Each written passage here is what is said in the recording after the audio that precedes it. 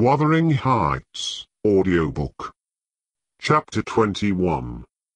We had sad work with little Cathy that day. She rose in high glee, eager to join her cousin, and such passionate tears and lamentations followed the news of his departure that Edgar himself was obliged to soothe her, by affirming he should come back soon. He added, however, if I can get them, and there were no hopes of that. This promise poorly pacified her, but time was more potent, and though still at intervals she inquired of her father when Linton would return, before she did see him again his features had waxed so dim in her memory that she did not recognize him. When I chanced to encounter the housekeeper of Wuthering Heights, in paying business visits to Gimmerton, I used to ask how the young master go on, for he lived almost as secluded as Catherine herself, and was never to be seen. I could gather from her that he continued in weak health, and was a tiresome inmate. She said Mr Heathcliff seemed to dislike him ever longer and worse, though he took some trouble to conceal it. He had an antipathy to the sound of his voice, and could not do at all with his sitting in the same room with him many minutes together. There seldom passed much talk between them. Linton learnt his lessons and spent his evenings in a small apartment they called the parlour, or else lay in bed all day, for he was constantly getting coughs, and colds, and aches, and pains of some sort. And I never know such a faint-hearted creature, added the woman, nor one so careful of his self. He will go on, if I leave the window open a bit late in the evening. Oh, it's killing, a breath of night air. And he must have a fire in the middle of summer, and Joseph's pecker pipe is poison, and he must always have sweets and dainties, and always milk for ever heeding not how the rest of us are pinched in winter, and there he'll sit, wrapped in his furred cloak in his chair by the fire, with some toast and water or other slop on the hob to sip at. And if Herne, for pity, comes to amuse him, Herne is not bad-natured, though he's rough they're sure to part, one swearing and the other crying. I believe the master would relish Earnshaw's thrashing him to amamy, if he were not his son, and I'm certain he would be fit to turn him out of doors, if he knew half the nursing he gives his son. But then won't go into danger of temptation, he never enters the parlour, and should Linton show those ways in the house where he is, he sends him upstairs directly. I divined, from this account, that utter lack of sympathy had rendered a young Heathcliff selfish and disagreeable, if he were not so originally, and my interest in him, consequently, decayed, though still I was moved with a sense of grief at his lot, and a wish that he had been left with us. Mr Edgar encouraged me to gain information. He thought a great deal about him, I fancy, and would have run some risk to see him, and he told me once to ask the housekeeper whether he ever came into the village. She said he had only been twice, on horseback, accompanying his father, and both times he pretended to be quite knocked up for 3 or 4 days afterwards. That housekeeper left, if I recollect rightly, 2 years after he came, and another, whom I did not know, was her successor. She lives there still. Time wore on at the Grange in its former pleasant way till Miss Cathy reached 16. On the anniversary of her birth we never manifested any signs of rejoicing, because it was also the anniversary of my late mistress's death. Her father invariably spent that day alone in the library, and walked, at dusk, as far as Gimmerton kirkyard, where he would frequently prolong his stay beyond midnight. Therefore Catherine was thrown on her own resources for amusement. This 20th of March was a beautiful spring day, and when her father had retired, my young lady came down dressed for going out, and said she asked to have a ramble on the edge of the moor with me. Mr Linton had given her leave, if you went only a short distance and were back within the hour. So make haste, Ellen, she cried. I know where I wish to go. where Ethel and the of Moorgame are settled. I want to see whether they have mad nests yet. That must be a good distance up, I answered. They don't breed on the edge of the moor. No, it's not, she said. I've gone very near with Papa. I put on my bonnet and sallied out, thinking nothing more of the matter. She bounded before me, and returned to my side, and was off again like a young greyhound, and, at first, I found plenty of entertainment in listening to the larks singing far and near, and enjoying the sweet, warm sunshine, and watching her, my pet and my delight, with her golden ringlets flying loose behind, and her bright cheek, as soft and pure in its bloom as a wild rose, and her eyes radiant with cloudless pleasure. She was a happy creature, and an angel, in those days. It's a pity she'll not be content. Well, said I, where are your Moorgame, Miss Cathy? We should be at them. The Grange Park fence is a great way off now. Oh, a little further, only a little further, Ellen, was her answer, continually. Climb to that hillock, pass that bank, and by the time we reach the other side I shall have raised the birds. But there were so many hillocks and banks to climb and pass, that, at length, I began to be weary, and told her we must halt, and retrace our steps. I shouted to her, as she had outstripped me a long way. She either did not hear or did not regard, for she still sprang on, and I was compelled to follow. Finally, she dived into a hollow, and before I came in sight of her again, she was 2 miles nearer Wuthering Heights than her own home, and I beheld a couple of persons arrest her, one of whom I felt convinced was Mr Heathcliff himself. Cathy had been caught in the fact of plundering, or, at least, hunting out the nests of the grouse. The heights were Heathcliff's land, and he was reproving the poacher. I've neither taken any nor found any, she said, as I toiled to them, expanding her hands in corroboration of the statement. I didn't mean to take them, but Papa told me there were quantities up here, and I wished to see the eggs. Heathcliff glanced at me with an ill-meaning smile, expressing his acquaintance with the party, and, consequently, his malevolence towards it, and demanded who Papa was. Mr Linton of Thrushcross Grange, she replied. I thought you did not know me, or you wouldn't have spoken in that way. You suppose Papa is highly esteemed and respected, then? He said, sarcastically. And what are you? Inquired Catherine, gazing curiously on the speaker. That man I've seen before. Is he your son? She pointed to Hen, the other individual, who had gained nothing but increased bulk and strength by the addition of 2 years to his age, who seemed as awkward and rough as ever. Miss Cathy, I interrupted, it will be 3 hours instead of 1 that we're out, presently. We really must go back. No, that man is not my son, answered Heathcliff, pushing me aside. But you have one, and you have seen him before too, and, though your nurse is in a hurry, I think both you and she would be the better for a little rest. Will you just turn this nab of heath, and walk into my house? You'll get home earlier for the ease, and you shall receive a kind welcome.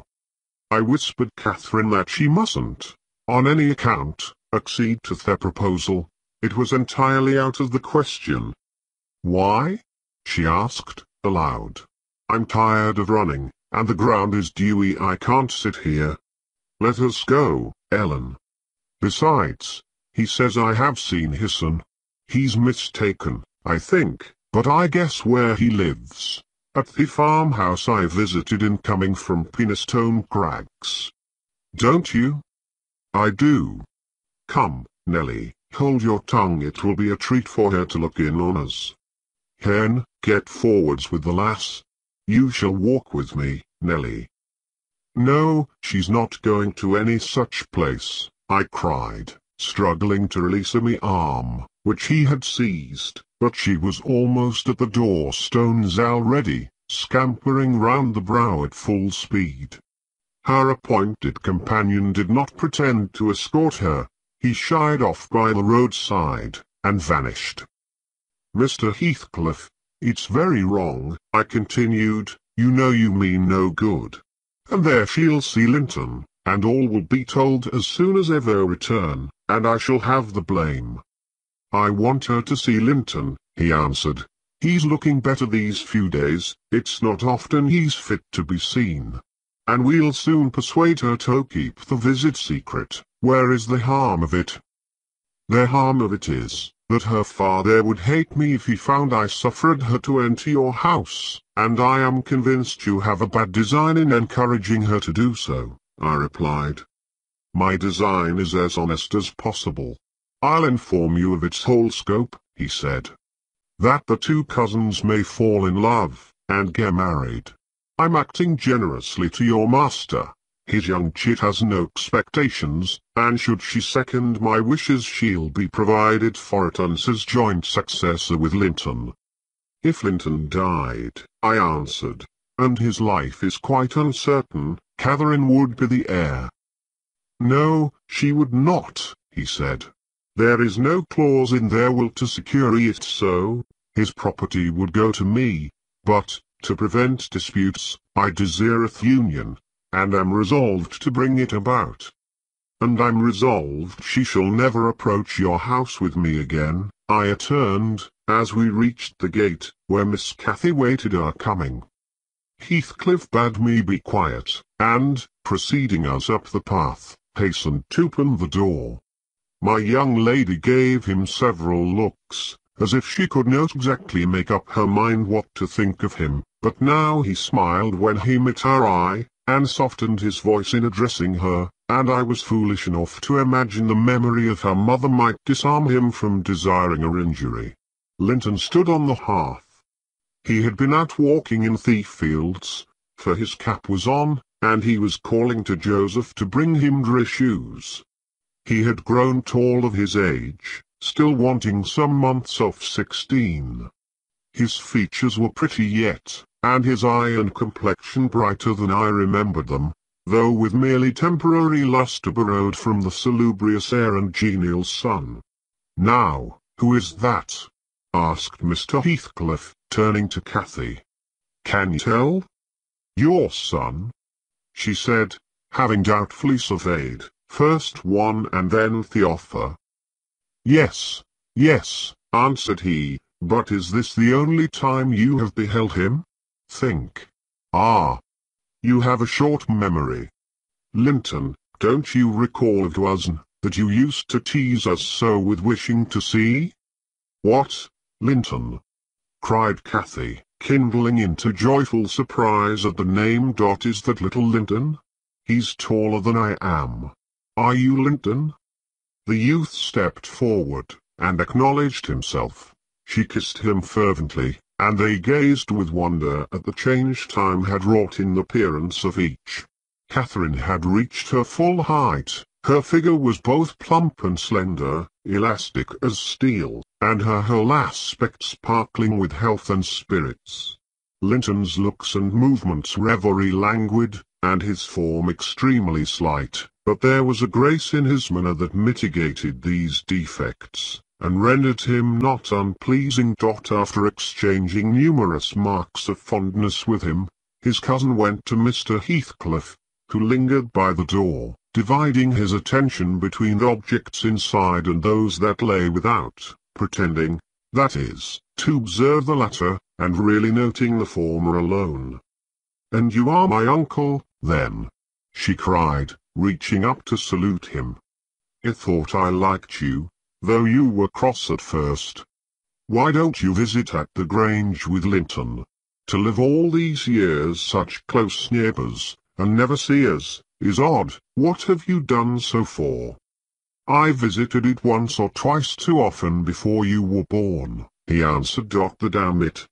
If you have any kisses to spare, give them to Linton. They are thrown away on me." "Naughty Ellen!" exclaimed Catherine, flying to attack me next with her lavish caresses. Wicked Ellen! To try to hinder me from entering. Booty'll take this walk every morning in future, may I, uncle? And sometimes bring papa. Won't you be glad to see us? Of course, replied the uncle, with a hardly suppressed grimace, resulting from his deep aversion to both the proposed visitors. But stay, he continued, turning towards the young lady. Now I think of it, I'd better tell you. Mr. Linton has a prejudice against me. We quarrelled at one time of our lives, with unchristian ferocity, and, if you mention coming here to him, he'll put a veto on your visits altogether. Therefore, you must not mention it, unless you be careless of seeing your cousin hereafter. You may come, if you will, but you must not mention it. Why did you quarrel? Asked Catherine, considerably crestfallen. He thought me too poor to wed his sister, answered Heathcliff, and was grieved that I got her. His pride was hurt, and he'll never forgive it. That's wrong, said the young lady. Sometime I'll tell him so. But Linton and I have no share in your quarrel. I'll not come here, then. Hesh, I'll come to the Grange. It will be too far for me, murmured her cousin. To walk 4 miles would kill me. No, come here, Miss Catherine, now and then, not every morning, but once or twice a week. The father launched towards his son a glance of bitter contempt.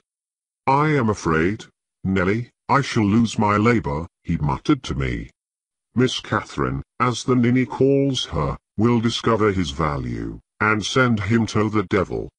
Now, if it had been hen! Do you know that, 20 times a day, I covet hen, with all his degradation? I'd have loved lad had he been someone else. But I think he's safe from _her_ love. I'll pit him against that paltry creature, unless it bestir itself briskly. We calculate it will scarcely last till it is 18. Oh, confound the vapid thing! He's absorbed in drying his feet, and never looks at her. Linton. Yes, father, answered the boy. Have you nothing to show your cousin anywhere about, not even a rabbit or a weasel's nest? Take her into the garden, before you change shoes, and into the stable to see your horse. Wouldn't you rather sit here? Asked Linton, addressing Cathy in a tone which expressed reluctance to move again. I don't know, she replied, casting a longing look to the door, and evidently eager to be active. He kept his seat, and shrank closer to the fire. Heathcliff rose, and went into the kitchen, and from thence to the yard, calling out for Herne. Herne responded, and presently the two re-entered. The young man had been washing himself, as was visible by the glow on his cheek and his wetted hair. Oh, I'll ask you uncle, cried Miss Cathy, recollecting the housekeeper's assertion. That is not my cousin, is he? Yes, he, replied, your mother's nephew. Don't you like him? Catherine looked queer. Is he not a handsome lad? He continued. The uncivil little thing stood on tiptoe, and whispered a sentence in Heathcliff's ear. He laughed. Herne darkened. I perceived he was very sensitive to suspected slights, and had obviously a dim notion of Heights' inferiority. But his master or guardian chased the frown by exclaiming, You'll be the favourite among us, Herne. She says you are what was it? Well, something very flattering. Here. You go with her round the farm, and behave like a gentleman, mind. Don't use any bad words, and don't stare when the young lady is not looking at you, and be ready to hide your face when she is, and, when you speak, say your words slowly, and keep your hands out of your pockets. Be off, and entertain her as nicely as you can. He watched the couple walking past the window. Earnshaw had his countenance completely averted from his companion. He seemed studying the familiar landscape with a stranger's and an artist's interest. Catherine took a sly look at him, expressing small admiration. She then turned her attention to seeking out objects of amusement for herself, and tripped merrily on, lilting a tune to supply the lack of conversation. "I've tied his tongue," observed Heathcliff. "He'll not venture a single syllable all the time. Nelly, you recollect me at his age, nay, some eyes younger. Did I ever look so stupid, so gormless, as Joseph calls it?" "Worse," I replied, because more sullen with it. "I've a pleasure in him," he continued, reflecting aloud. "He has satisfied my expectations. If he were a born fool I should not enjoy Alf so much.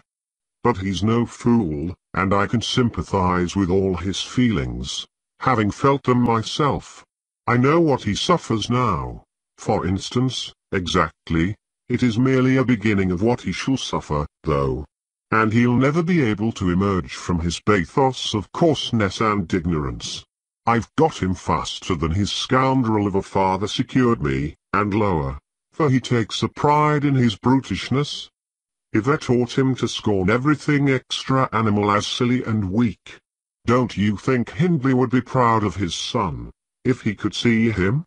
Almost as proud as I am of mine. But there's this difference. One is gold put to the use of paving stones, and the other is tin polished to a preservatio of silver. Mine has nothing valuable about it, yet I shall have the merit of making it go as far as such poor stuff can go. His had first-rate qualities, and they're lost, rendered worse than unavailing. I have nothing to regret, he would have more than any but I are aware of. And the best of it is, Cairn is damnably fond of me. You'll own that I've outmatched Hindley there. If the dead villain could rise from his grave to abuse me for his offspring's wrongs, I should have the fun of seeing the said offspring fight him back again, indignant that he shall dare to rail at the one friend he has in the world. Heathcliff chuckled a fiendish laugh at the idea. I made no reply, because I saw that he expected none. Meantime, our young companion, who sat too removed from us to hear what was said, began to evince symptoms of uneasiness, probably repenting that he had denied himself the treat of Catherine's society for fear of a little fatigue. His father remarked the restless glances wandering to the window, and the hand irresolutely extended towards his cap. "Get up, you idle boy!" he exclaimed, with assumed heartiness. Away after them. They're just at the corner, by the stand of hives. Linton gathered his energies, and left the hearth. The lattice was open, and, as he stepped out, I heard Cathy inquiring of her unsociable attendant what was that inscription over the door.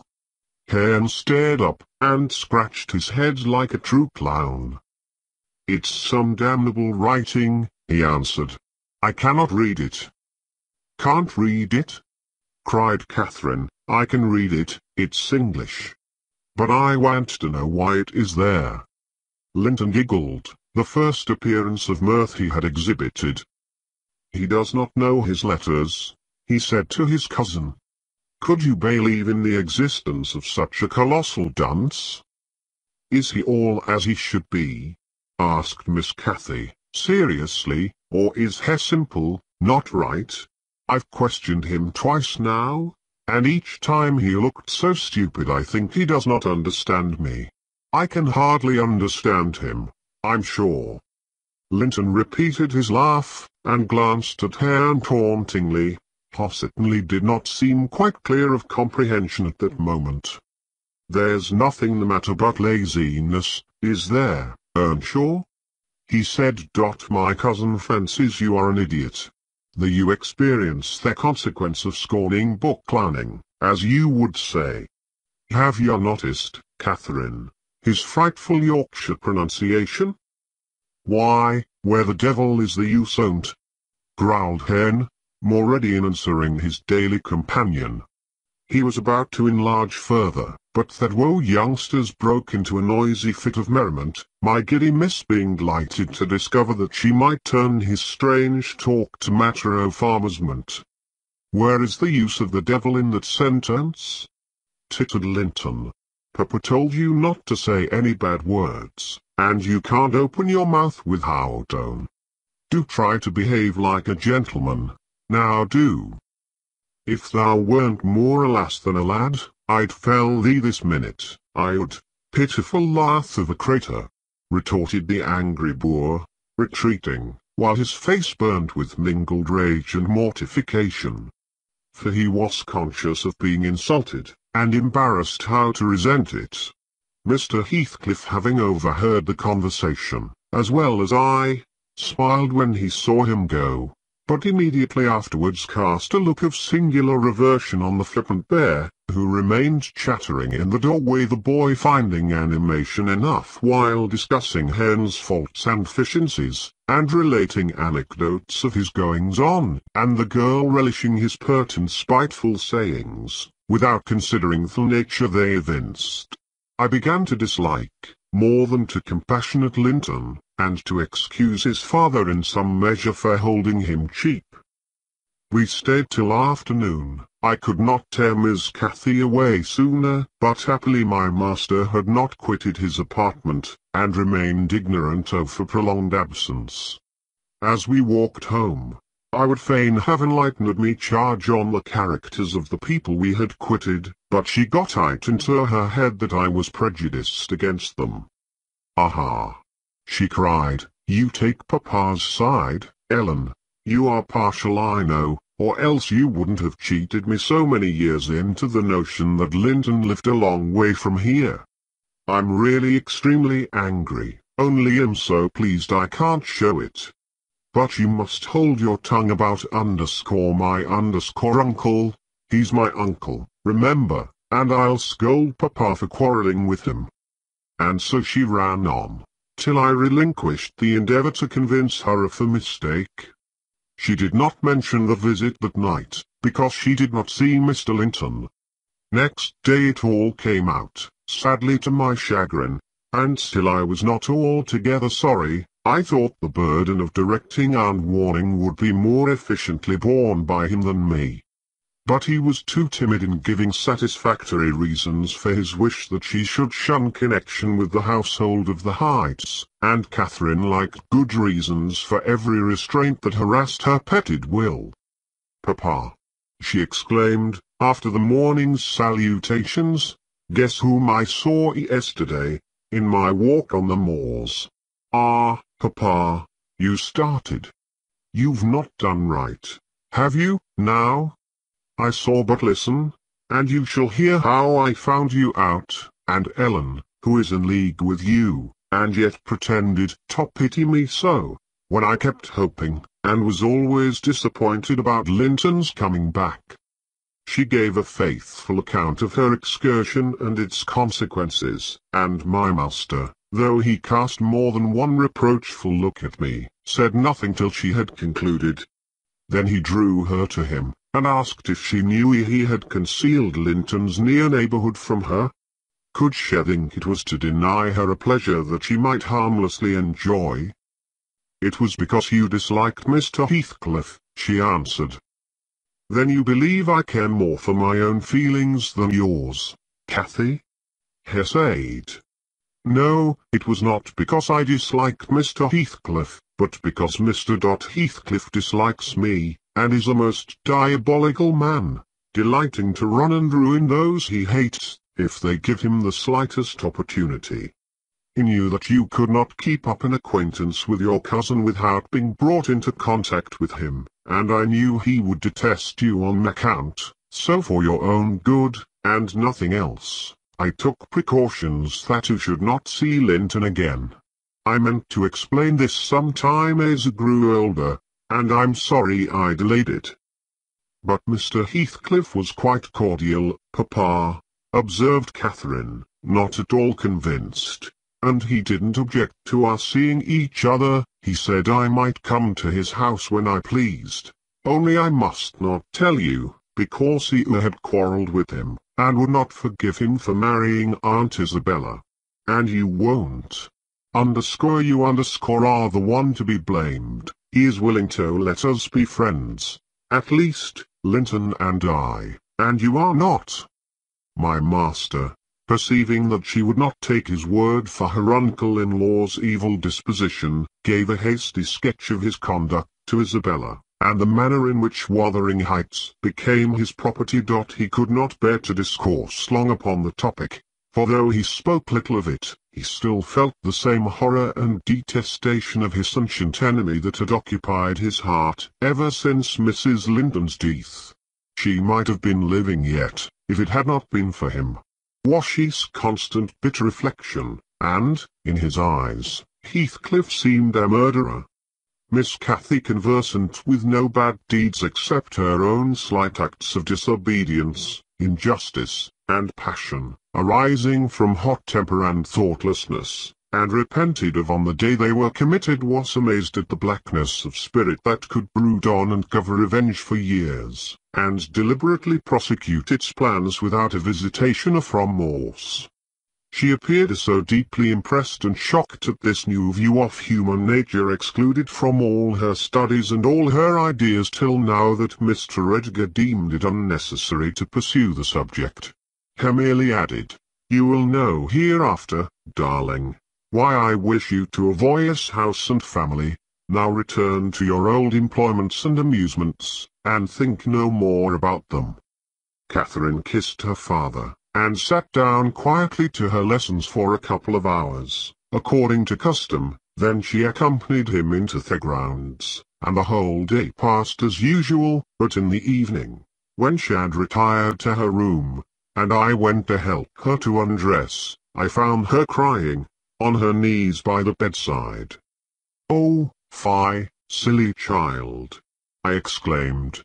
"If you had any real griefs, you'd be ashamed to waste a tear on this little contrariety. You never had on a shadow of substantial sorrow, Miss Catherine. Suppose, for a minute, that master and I were dead, and you were by yourself in the world, how do you feel, then? Compare the present occasion with such an affliction as that, and be thankful for the friends you have, instead of coveting more." "I'm not crying for myself, Ellen," she answered. "It's for him. He expected to see me again tomorrow, and he'll be so disappointed, and he'll wait for me, and I shan't come." "Nonsense," said I. "Do you imagine he has thought as much of you as you have of him? Hasn't he yearned for a companion? Not 1 in 100 would weep at losing a relation they had just seen twice, for 2 afternoons. Linton will conjecture how it is, and trouble himself no further about you." "But may I not write a note to tell him why I cannot come?" she asked, rising to her feet. "And just send those books I promised to lend him? His books are not as nice as mine, and he wanted to have them extremely, when I told him how interesting they were. May I not, Ellen?" "No, indeed. No, indeed," replied I with decision. "Then he would write it to you, and there'd never be an end of it. No, Miss Catherine, the acquaintance must be dropped entirely, so Papa expects, and I shall see that it is done."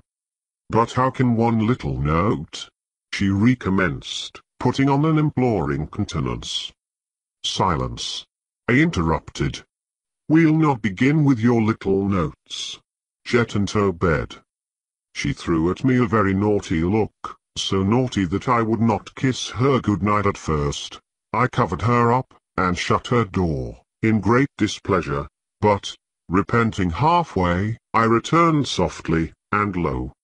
Thos Miss standing at the table with a bit of blank paper before her and a pencil in her hand, which she guiltily slipped out of sight on my entrance. "You'll get nobody to take that, Catherine," I said, "if you write it, and at present I shall put out your candle." I set the extinguisher on the flame, receiving as I did so a slap on my hand and a petulant cross thing. I then quitted her again, and shudder at the bolt in one of her worst, most peevish humours. The letter was finished and forwarded to its destination by a milk fetcher who came from the village, but that I didn't learn till some time afterwards.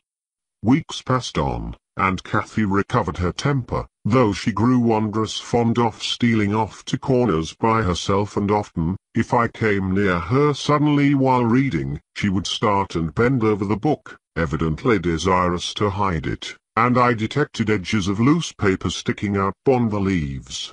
She also got a trick of coming down early in the morning and lingering about the kitchen, as if she were expecting the arrival of something, and she had a small drawer in a cabinet in the library, which she would trifle over for hours, and whose key she took special care to remove when she left it. One day, as she inspected this drawer, I observed that the playthings and trinkets which recently formed its contents were transmuted into bits of folded paper. My curiosity and suspicions were roused. I determined to take a peep at her mysterious treasures, so, at night, as soon as she and me master were safe upstairs, I searched, and readily found among my house keys one that would fit the lock. Having opened, I emptied the whole contents into my apron, and took them with me to examine and lay in my own chamber. Though I could not but suspect, I was still surprised to discover that they were a mass of correspondence daily almost, it must have been from Linton Heathcliff, answers to documents forwarded by her.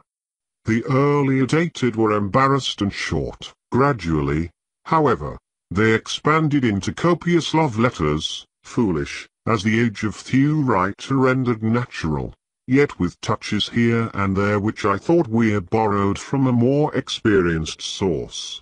Some of them struck me as singularly odd compounds of ardour and flatness, commencing in strong feeling, and concluding in the affected, wordy style that a schoolboy might use to a fancied, incorporeal sweetheart.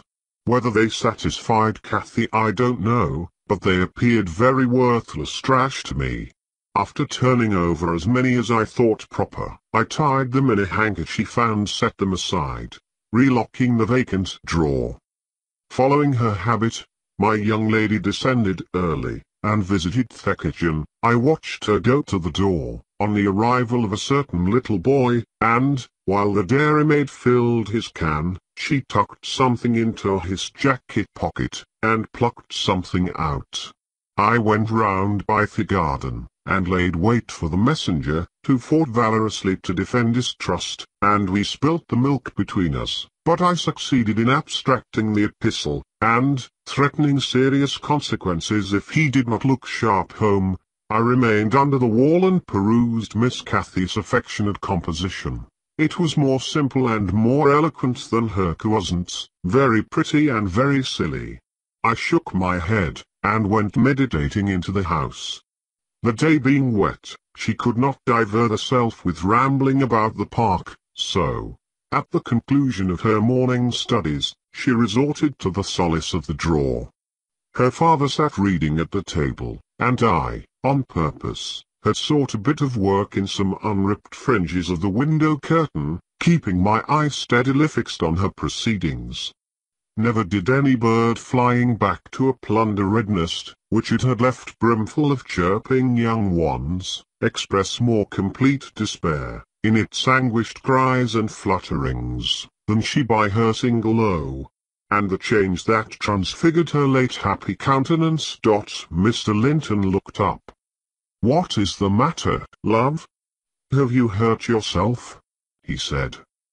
His tone and look assured her he had not been the discoverer of the whole art. "No, Papa," she gasped. Ellen, come upstairs, I'm sick." I obeyed her summons, and accompanied her out. "Oh, Ellen, you have got them," she commenced immediately, dropping on her knees, when we were enclosed alone. "Oh, give them to me, and it'll never do so again. Don't tell Papa. You have not told Papa, Ellen? Say you have not? I've been exceedingly naughty, but I won't do it any more." With a grave severity in my manner I bade her stand up. "So," I exclaimed, "Miss Catherine, you are tolerably far on. It seems you may well be ashamed of them. A fine bundle of trash you study in leisure hours, to be sure. Why, it's good enough to be printed. And what do you suppose the master will think when I display it before him? I haven't shown it yet, but you needn't imagine I shall keep your ridiculous secrets. For shame. And you must have led the way in writing such absurdities. He would not have thought of beginning, I'm certain."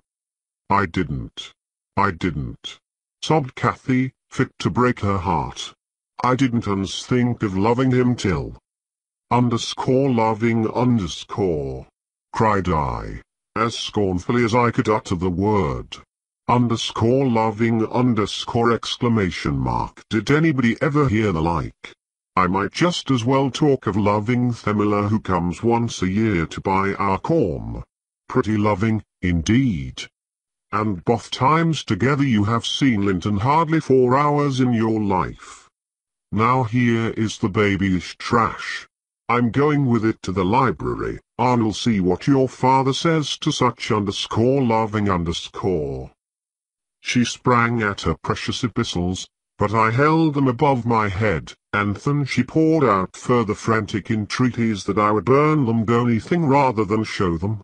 And being really fully as much inclined to laugh as scold, for I esteemed it all girlish vanity, I at length relented in a measure, and asked Common if I consent to burn them. "Will you promise faithfully neither to send nor receive a letter again, nor a book, for I perceive you have sent him books, nor locks of hair, nor rings, nor playthings?"